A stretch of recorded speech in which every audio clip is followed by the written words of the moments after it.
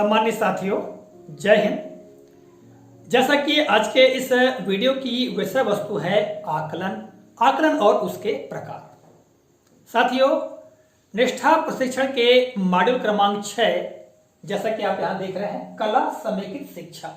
इस मॉड्यूल में एक वीडियो के माध्यम से हमको आकलन और उसके 3 प्रकारों के बारे में जानकारी प्रदान की गई।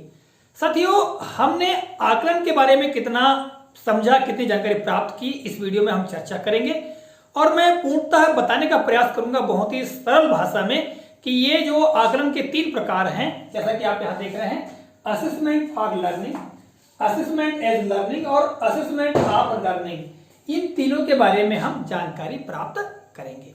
साथियों, ये असेसमेंट का जो ये प्रकरण है या जो असेसमेंट जो तीनों प्रकार हैं, ये काफी कंफ्यूजन पैदा करने वाले क्षेत्र हैं या इससे हमको काफी भ्रम हो जाता है कि किस आकलन को कौन सा आकलन कहते हैं।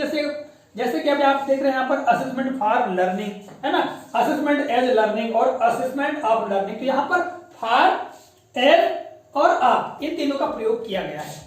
तो इसी भ्रम को हम दूर करने का प्रयास करेंगे। तो चलिए प्रारंभ करते हैं। देखिएगा, जैसा कि आकलन के प्रकारों में पहला जो प्रकार है, जैसा कि मॉड्यूल में भी हमको बताया गया, असेसमेंट फॉर लर्निंग। अब हम इसका हिंदी में अनुवाद करेंगे तो क्या हो जाएगा? फॉर का मतलब होता है हेतु या के लिए, तो क्या हो जाएगा? सीखने के लिए आकलन, या लर्निंग को अधिगम भी कहते हैं, तो अधिगम के लिए आकलन, ऐसा भी कह सकते हैं। ठीक है, तो जैसा कि नाम से स्पष्ट है, सीखने के लिए आकलन। जब हम विद्यार्थी को कोई चीज सिखाना चाहते हैं या किसी प्रकरण पर बच्चे को ज्ञान देना चाहते हैं, तो ज्ञान देने के पहले, सिखाने के पहले जब हम विद्यार्थी का एक आकलन कर ले कि उसको कितना पूर्व ज्ञान है, वो कितना जानता है, उसके अंदर कितनी क्षमता या दक्षताएं हैं, जब इस बात का हम आकलन करेंगे तो वो होगा असेसमेंट फॉर लर्निंग। जैसा कि मॉड्यूल में हमको बरसात पर अनुभव के संदर्भ में जानकारी दी गई थी। तो साथियों, जब विद्यार्थी से हम बरसात किस तरह से होती है या बरसात के जो अनुभव हैं, जब हम विद्यार्थी से पूछेंगे तो विद्यार्थी जो कुछ बताएगा, ठीक है, और वो अपने अनुभव को प्रदर्शित करेगा, वो कितना जानता है, उसको कितने ज्ञान है, नॉलेज है, वो बताएगा। तो वही क्या होगा? Assessment for learning. साथियों, इसके संदर्भ में मैंने कुछ जानकारी भी यहां पर लिख कर रखी है। देखिएगा, वह आकलन जो किसी छात्र को सिखाने से पहले, यानी कोई छात्र है, उसको जानकारी देने के पहले, ज्ञान देने के पहले, किसी प्रकरण पर या किसी अवधारणा को स्पष्ट करने से पहले बालक के पूर्व ज्ञान, यानी वो कितना जानता है, ठीक है, साथ ही उसकी रुचियां क्या क्या है, अर्थात वो जो क्षेत्र है, प्रकरण है, वो उसकी रुचि का है या नहीं है, फिर आगे उसकी क्षमताएं कितनी हैं, ठीक है। इस बात का पता लगाने के लिए किया जाए ताकि हम, यानी शिक्षक, बेहतर तरीके से उपयुक्त शिक्षण विधियों का पालन करते हुए उस बालक का अध्यापन करे ताकि वह अधिगम परिणतियों को प्राप्त कर सके। साथियों, हमारा उद्देश्य बच्चे को सिखाना होता है, तो सिखाने से पहले हम यदि बालक की खूबियों या उसकी रुचियों या उसकी क्षमताओं का पता लगा ले, उसके पूर्व ज्ञान का पता लगा ले, तो जब यही पता लगाते हैं तो यही होता है असेसमेंट फॉर लर्निंग। जैसा कि मैंने आपको उदाहरण तौर पर भी बताया, बरसात का अनुभव, तो बरसात के बारे में बच्चे के अगर अनुभव पूछे, हम मान लिया जाए, ठीक है, तो बच्चे बताएगा अपने घर में, जहां भी वो जिस परिवेश में रहता है, वहां जब जब बरसात हुई है तो बरसात के अपने अनुभव बताएगा, खेत खलिहान के अनुभव बताएगा, उसके भीगने के अनुभव बताएगा। तो यही अनुभव जब हम बच्चों को पूछेंगे और इस बात से हम जांच कर लेंगे कि बच्चा कितना जानता है, कितनी उसके अंदर क्षमता, दक्षता है, उसका पूर्व ज्ञान कितना है, तो ये क्या हो जाएगा? Assessment for learning. तो साथियों, आशा है ये आपको समझ में आ गया होगा कि असेसमेंट फॉर लर्निंग क्या है। फिर दूसरे नंबर पर हम देखेंगे असेसमेंट एज लर्निंग। साथियों, ये थोड़ा सा काफी भ्रम पैदा करने वाला जो प्रकार है कि असेसमेंट एज लर्निंग। अब इसका हिंदी में अनुवाद करेंगे तो यहाँ पर एज का मतलब क्या होता है? एज का मतलब होता है के जैसे या के रूप में, ठीक है। तो यहाँ पर असेसमेंट एज लर्निंग का क्या होगा? सीखने के रूप में आकलन, या लर्निंग को हम अधिगम कहते हैं, तो क्या कहते हैं? अधिगम के रूप में आकलन, हम ये कह सकते हैं। तो देखिएगा, अधिगम के रूप में आकलन या सीखने के लिए आकलन क्या है, इसके बारे में विवरण को पहले हम पढ़ लेते हैं, वह आकलन जिसे विद्यार्थी स्वयं करे या विद्यार्थियों का समूह या विद्यार्थी का जोड़ीदार उसका आकलन करे कि उसने कितना सीखा है। इस हेतु विद्यार्थी को एक वयस्क की भांति कोई कार्य दिया जा सकता है। साथियों, इस आकलन में होता क्या है कि जब विद्यार्थी का आकलन वह स्वयं करता है, उसने कितना सीखा है, कैसे सीखा है, उसको कितना ज्ञान है, नॉलेज है, ये।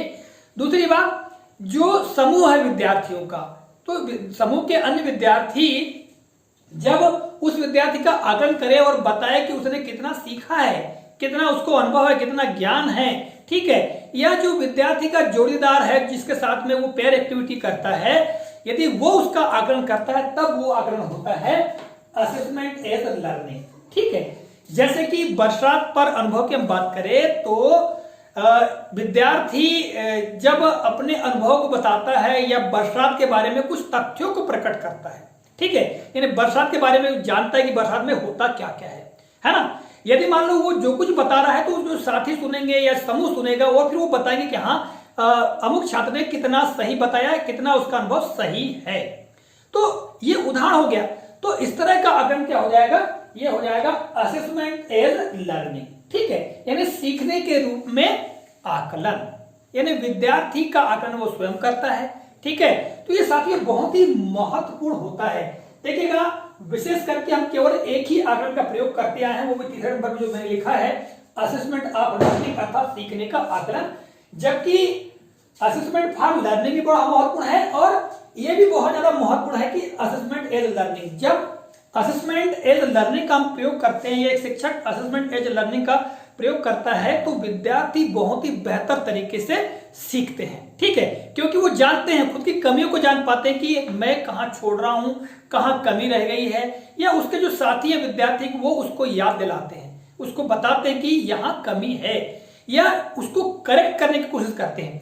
देखिएगा, ये जो पहला असेसमेंट है असेसमेंट फॉर लर्निंग, इसमें शिक्षक की भूमिका ज्यादा होती है क्योंकि शिक्षक पता लगाता है कि उसको पूर्व ज्ञान कितना है, कितनी उसमें क्षमता है, किंतु इसमें जो है शिक्षक की भूमिका कम होती है। इसमें भूमिका होती है स्वयं विद्यार्थी की, विद्यार्थी के साथी की, ठीक है, या जो विद्यार्थी का समूह है उसकी भूमिका ज्यादा होती है। तो साथियों, ये दूसरे प्रकार का मैंने आपको असेसमेंट के बारे में बताया। अब हम तीसरे क्रम के जो असेसमेंट यानी आकलन के बारे में चर्चा कर लेते हैं, वो है असेसमेंट ऑफ लर्निंग। और ये बहुत सरल है क्योंकि हम ये करते आ रहे हैं। साथियों, जब शिक्षक विद्यार्थी को पूरे वर्ष भर पढ़ा देता है या पूरे माह भर या सप्ताह भर जब पढ़ा लेता है किसी प्रकरण को, विषय वस्तु को, तो उस विषय वस्तु में प्रकरण में बच्चे की कितनी समझ बनी या जो कुछ भी हमने बच्चे को अनुभव दिया उसको बच्चे ने कितना आत्मसात किया, इस बात का जब हम आकलन करते हैं तो वो आकलन कहलाता है असेसमेंट ऑफ लर्निंग, यानी सीखने का आकलन। यानी बच्चे ने कितना सीखा, नाम से स्पष्ट है, सीखने का आकलन यानी अधिगम का आकलन, कितना अधिगम कर लिया, जब उसकी जांच कर ले, उसका आकलन कर ले तो वो कहलाता है असेसमेंट ऑफ लर्निंग। विवरण देखिएगा यहाँ पर, जब विद्यार्थी से ये ज्ञात करने के लिए आकलन किया जाए कि उसे शिक्षक के द्वारा जो कुछ भी पढ़ाया गया है या उसने अपने अनुभव और ज्ञान के आधार पर विषय वस्तु को कितना ग्रहण किया है, वह जब ज्ञात करे तो वह असेसमेंट ऑफ लर्निंग कहलाता है। जैसा कि मैंने आपको पूर्व में ही बता दिया। ठीक है, शिक्षक जो कुछ भी विद्यार्थी को पढ़ाता है, समझाता है और उस प्रकरण पर, विषय वस्तु पर या उस क्षेत्र में बच्चे को कितना अनुभव है, कितना ज्ञान है, कितना उसने सीख लिया है, इस बात की जब जांच करते हैं, इस बात का जब आकलन करते हैं तो वो कहलाता है अधिगम का आकलन या सीखने का आकलन, अंग्रेजी में कहते हैं असेसमेंट ऑफ लर्निंग।